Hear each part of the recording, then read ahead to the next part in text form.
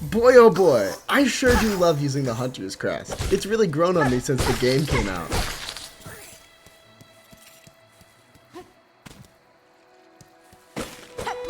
Wait, what's that sound?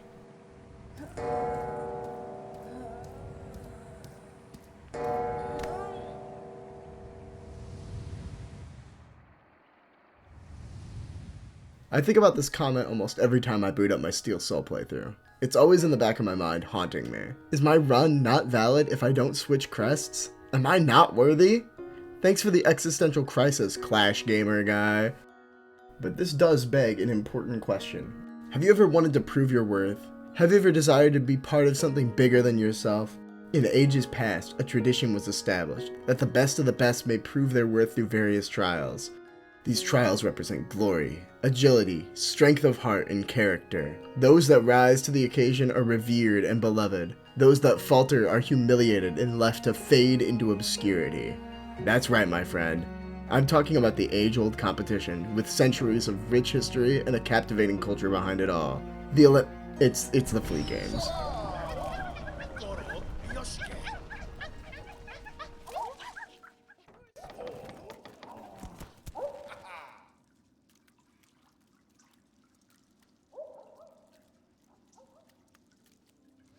Now, look, when I decided to do the Flea games with the Beast Crest, I thought I'd take a few attempts for each game and I'd be able to make a short about it and move on with my day, but I was pretty naive to think that, as you're going to see here. Over the course of an hour and a half, I was forced to learn more about the Flea games than I ever wanted to know. Here's what happened and what I learned. The first game is Flea Dodge, and for all intents and purposes, it stays pretty much the same as normal, except this time I have the Beast Crest down strike instead. This means the only real difference is that I'm hesitant to pogo, considering I've never actually fully used the Beast Crest before. Instead of pogoing, I use Clawline to stall, which is probably safer than pogoing anyways, and because of that, I'm able to just barely pull out win in just 3 attempts.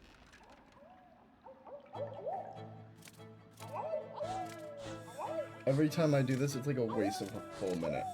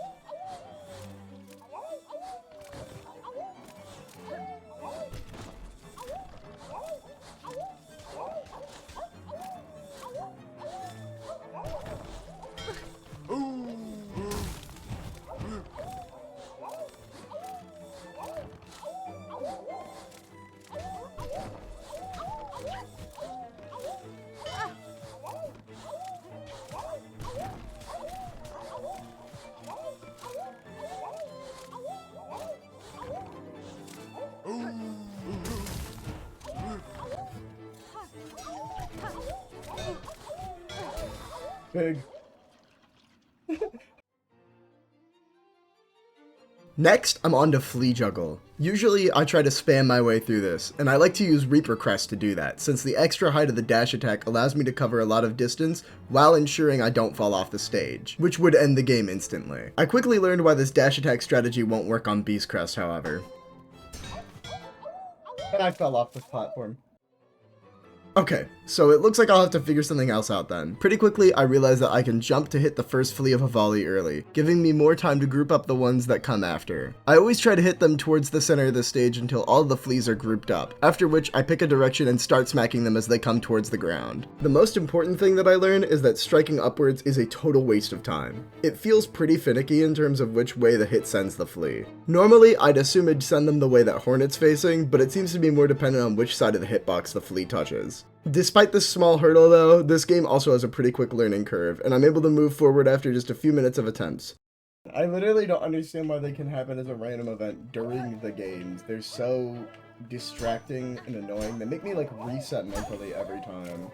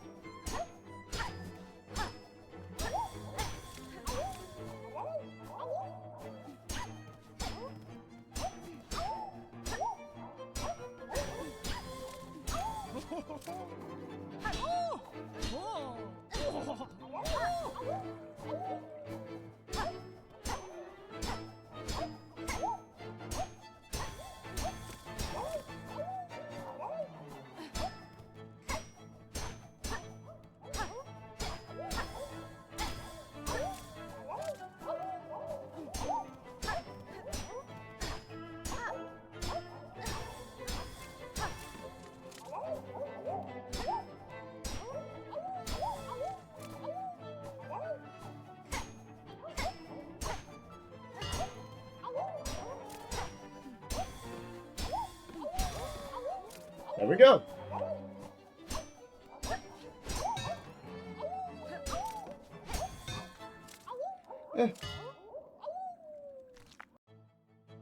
But the Beast Crest is most famous for one thing. It's atrocious pogo. When you're trying to be aggressive, it's a great way to cover distance and to do some damage. But when you're trying to learn to pogo consistently, that's when things become tricky.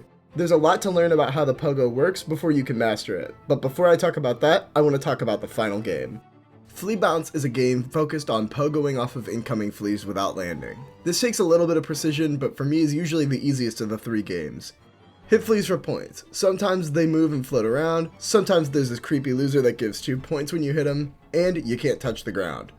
But little did I know, there was a lot to learn about how to deal with this. First of all, there's this little quirk. I had no idea you could wall jump off the raft, but you can. I'm sure there are people that could use this consistently, but I'm not that good at this game. In fact, I'm starting to question whether or not I'm good at the game at all, as I slowly start to lose my mind after about 30 minutes of straight losses.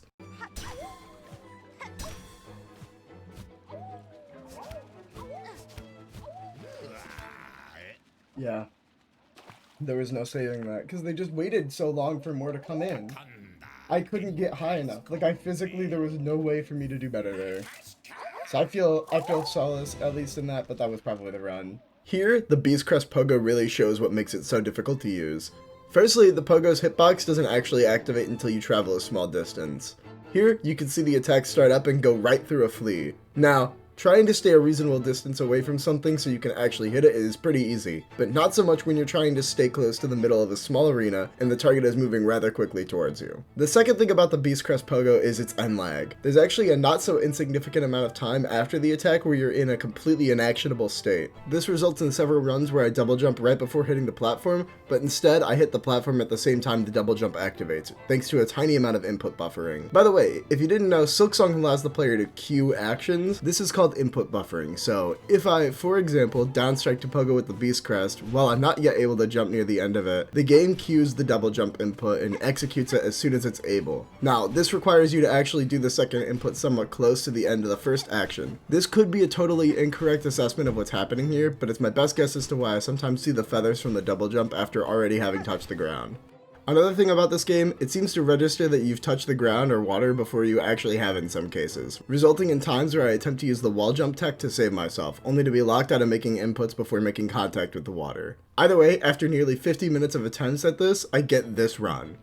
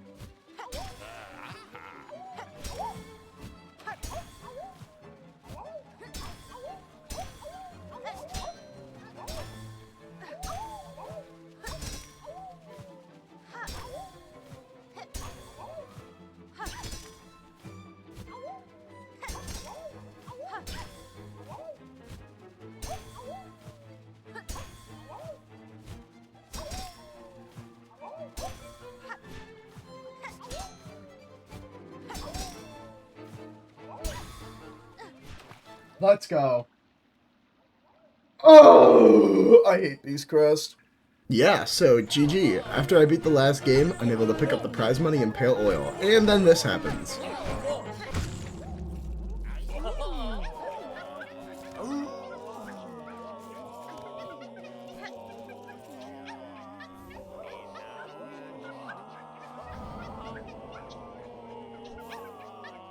Guys, stop moaning. This is really weird. I don't know if I like this.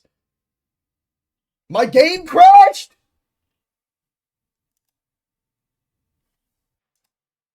Oh my god. I'm gonna beat myself to death.